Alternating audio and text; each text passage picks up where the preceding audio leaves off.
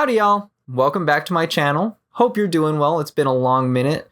I know this is probably not the video that you expected to watch, but if you're watching this, I probably quit my job and I'm using this video to train whoever picks up the mantle of color separator, graphic designer, so on and so forth. Or you're probably just filling in because I'm not there at work today. Or you're just a very curious person on YouTube who wants to know how this process works, and no matter what bucket you fall in, that's completely fine. But I'm going to assume that you're taking my job, so congrats.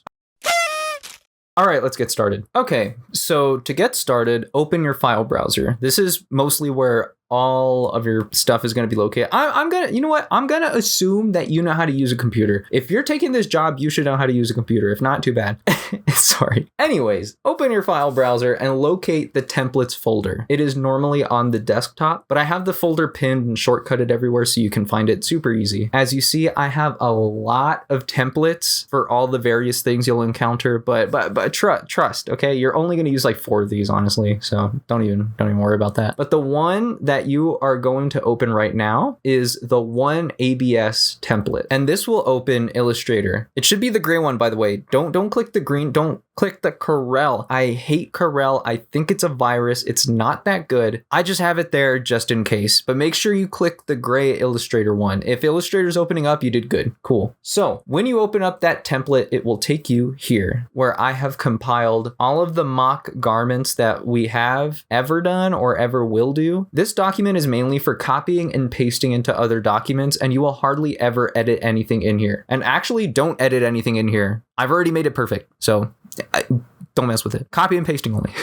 Go back to the file browser, and the next template that you're going to open up is the shop's mockup template. I'm censoring, I'm censoring it for potential security purposes, but you know which one it is. It's right there. Just click up the shop's mockup template and it will open this up and you should see this. Granted, it won't be blurred. Again, I'm just taking precautions for YouTube because I don't know how the internet works half the time. So anyways, notice that it will have on the left side a DTF and screen print type box. Whatever will be on this order is what you'll put on the mockup. So let's say that, I'm hitting you up for some like J.animated merch. I want my logo to go on a black shirt. So go back to the one ABS file and click on the black shirt and then copy and paste onto the mockup document and fit onto the page. And let's say I don't want DTF, I want screen print. And I mean, that's kind of the whole point of this video, right? But anyways, you're going to grab the text box and fill out the information with the details that either I provide or someone else provides. Fill it in there. And let's just say, for the sake of this example, I want it on the left chest at 3.5 inches in width. Typically at the shop, we always go by width, either width or height. Because we want things to stay proportional, we can only change one of those values. We don't want to change both and kind of break the chain that's on the little properties menu. We don't want to do that because then things will get distorted and funky and pixelated. So one or the other, either the width or the height, either or. Then you're going to get the artwork and work the dimensions. I like to click on the original artwork and I hold the Alt key and then duplicate it. Then in the properties tab, again, I either change the width or, the W size to whatever the client is asking for. Most commonly, if they don't say, by the way, here's a good trick. If the client doesn't say, if, boss man doesn't say, make it 10 inches, just standard. That should be the standard. 10 inches fits fine on any t-shirt, small through XL most of the time. And then of course the length is going to sort itself out. But like I said, I want this on left chest, 3.5 inches, which is also the norm for pocket sizes. And again, when we're changing these values, make sure that the chain links to the right are darkened or activated. This will keep your artwork proportional, as I was mentioning before. And this is what'll happen if it isn't checked, just to show you. So yeah, make sure that the link is checked to ensure proper sizing. Then I take note of how many colors we got going on. So we got black, we got brown, the hair color, the light hair color, and the white outline. So I'll go back up and fill out that info in the text box. And don't forget to change the color of the circles. When you're in that group layer, you can just click on each one and select the colors. Also, side note, the document does include our in-house color palette, the Victory palette, but if you get artwork that doesn't come in any of those colors, make sure that you make them spot colors and recolor the artwork accordingly. So now I'm going to duplicate the artwork again by holding the Alt key and then clicking and dragging another head onto the t-shirt. Also, I want to make a note of how important it is to list all of the colors in the artwork, even if we aren't going to print them. For example, since the eyes and the outline are black, we don't need to print out the black separation because of the color of shirt. You know, like the shirt's gonna do that for us. It's gonna provide a black outline, but it's still important to list the colors because let's just say the customer, me, let's say I want to change it to a dark green shirt instead. And if I end up going with green, then I will have to print out black anyways. And then comes, the problems with like misquoting the customer, like with how many colors of print it'll be, and then so on and so forth. So just list all the colors in case there's any changes to the shirt, even if there's a color that is the shirt color. So once you have all the information typed up, then save the file. I have a working files folder, and this is where all of your working files, like the mockup files, are gonna go. Always, always, always save them here. It's okay if you don't, but make sure if you save it somewhere else, just make sure it's in the working folder. And then before you save a copy or before you save this document, press Control C. And I'm gonna hit cancel because I already saved this before, but press Control C to copy the document name. So after you save it, then you're gonna press Alt Control E to export. Click on the artboard name and then press Control V to put the copied file name that we just got from when we were saving. This just ensures that you can find the correct mockup and that it'll have the same name as the file that you saved. Then make sure that you save this mockup in the mockups folder that I created. This folder is also pinned as well. A big important. Make sure near the bottom right, you export it as a PDF. This will preserve the artwork as a vector so you can use it in the future. Then you can open the PDF and make sure it's correct and then email it to whoever needs to see it. And that is how you create a mockup. All right. Okay, so here is the meat and potatoes. Now let's imagine you email it to me, it gets to me somehow, and I approve the artwork. I'm like, good, sounds good. Give me 20 shirts, left chest of this little guy. And let's say we are going to go with the green. You're going to have to print out all the colors. Anyways, but if everything goes good in that department, client says everything's good to go. We are now going to separate the colors of the artwork to get it ready for print. We're going to start off by highlighting the artwork that you just resized to the correct measurements. And you can check the measurements in the properties panel and then just copy the artwork with Control C. Then go back to the File Explorer, go to the templates, and then click on the screen printing template. It will open up and then you can paste the artwork into the document with Control V. So what we are aiming to do is register every color in this artwork so that it lines up with each other. And then we're going to make it black so that the printer can print it and burn it onto a screen. So don't worry about the screen part yet. We're just going to make sure each color is black. So what we'll start off with is grabbing this middle registration mark and putting it on top of the artwork. And don't put it super close, but somewhere near the top is fine. Then hold the Alt key and put another registration mark on the bottom. And don't worry if they're not perfectly centered, we're going to fix that. We're going to highlight the artwork and the registration marks. And in the properties panel, make sure that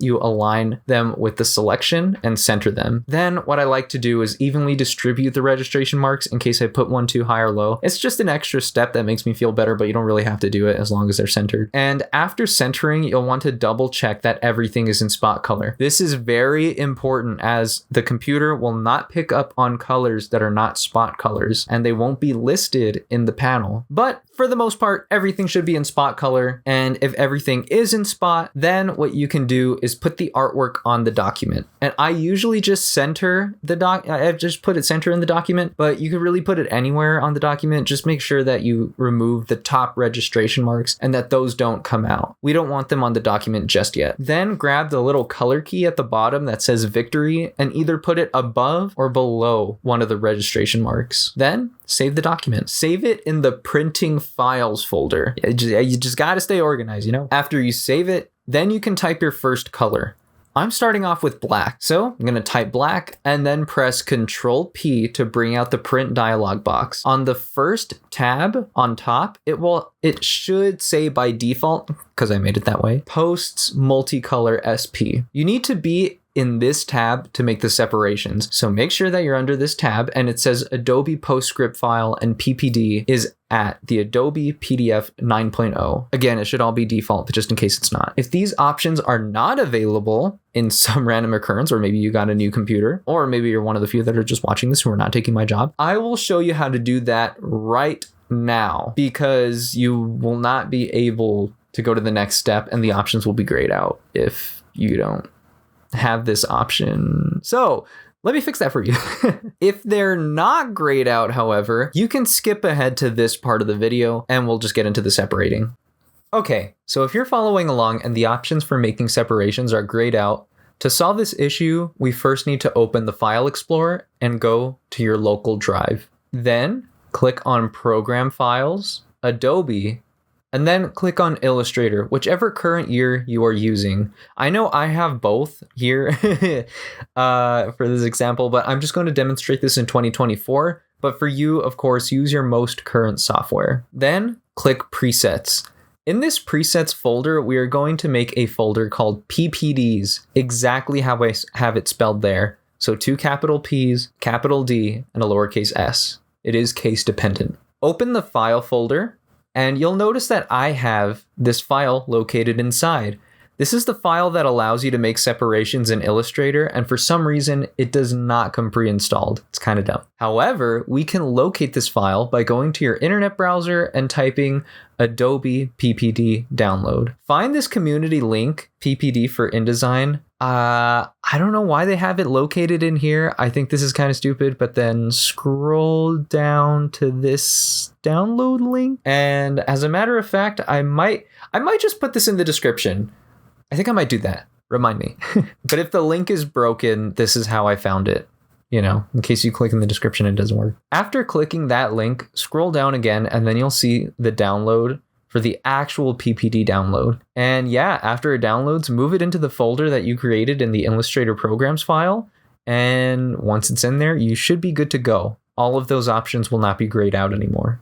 So once these tabs are showing the correct info, we will now go to the output tab on the left. Again, if you didn't do the PPD steps, these might be grayed out, but if not, we're just going to assume that you're good. And what we're going to do is look at the document ink and make sure that all of our spot colors are there. This will only show, it will show the process colors and some other colors, but you know, we just really care about the spot colors. It's really important that we convert it. I can't stress that enough, because then some stuff will get missing. And yes, it has happened before. Anyways, I'm going to turn off all the process colors. And since my first color is black, I'm also going to turn off every single color except for black. The way that I like to think about it is that just imagine you're telling the computer that you want to single out the specific color. So just remember to turn off every color except the one that you want separated. Once you've made sure of that, then click Save. When the File Explorer pops up to save, I have a separations folder called Seps that's also pinned. Save the separation in there. And also,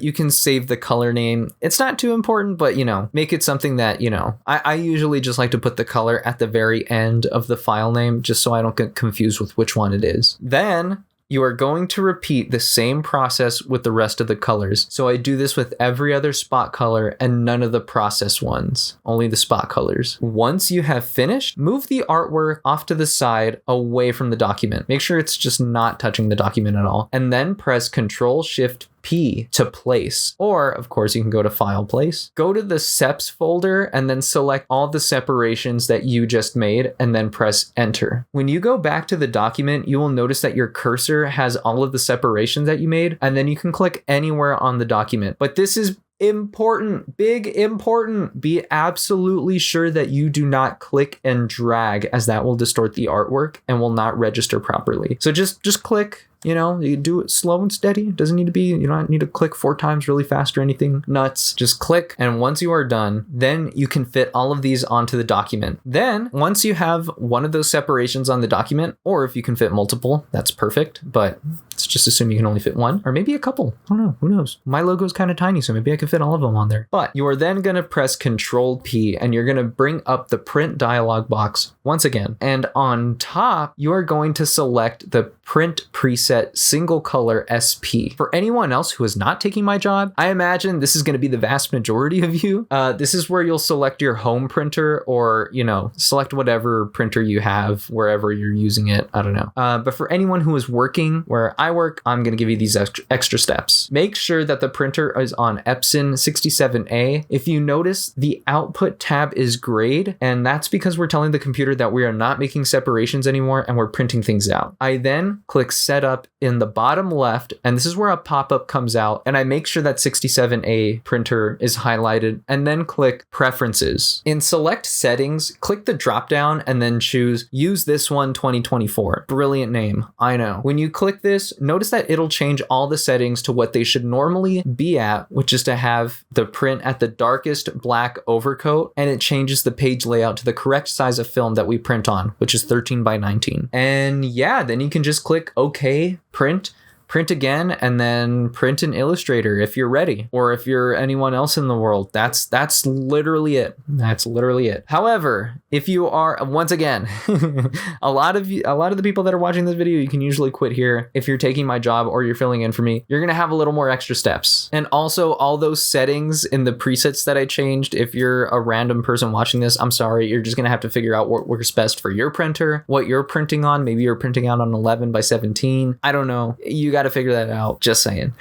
And so the last thing that I need to mention is that if you're working at the shop, of course, the rest of y'all who, click up and hop off, I hope you have a good one. Like and sub, I appreciate you, and you're welcome to stick around, but I need to mention all the guidelines that I set. I have 1/2 inch margins all around the document, and you generally want to stay within those lines. If you do need to go out of them, make sure it's not something important like the artwork. Maybe a little bit of the registration mark is okay, but as long as the artwork isn't going out there. Also, the guideline in the middle, I have it there for a reason. That is so complicated to explain. Look, I have had 5 coworkers who know more than me look at it, look at this printer. I've looked at forums, I've looked at resources online, I've questioned people on Reddit. My boss, or the boss, big boss man, has called Epson, and for some reason the printer just likes to cut the line where that line is. It will cut off the print. I don't understand it, but I'm telling you now, if you print on this side of the line, it will cut off the artwork unless you move the document, or if you move all the artwork away from the top of the document. I don't know why that works. Also, the 2 registration marks that we put on top, if the artwork is very large and,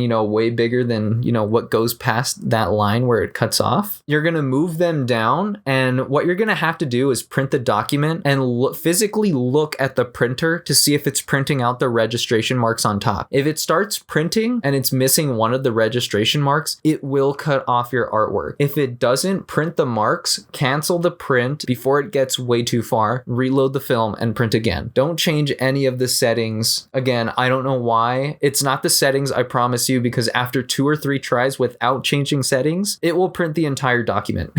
It'll just finally work for some reason, even though I don't change anything. So I don't know. It's a stupid printer. We always talk about getting a new one. I doubt we ever will. But till then, we're working with this old thing. So good luck. I'ma catch y'all in the next one. Congratulations again. Yeah, that's literally it. You just, yeah. All right, later.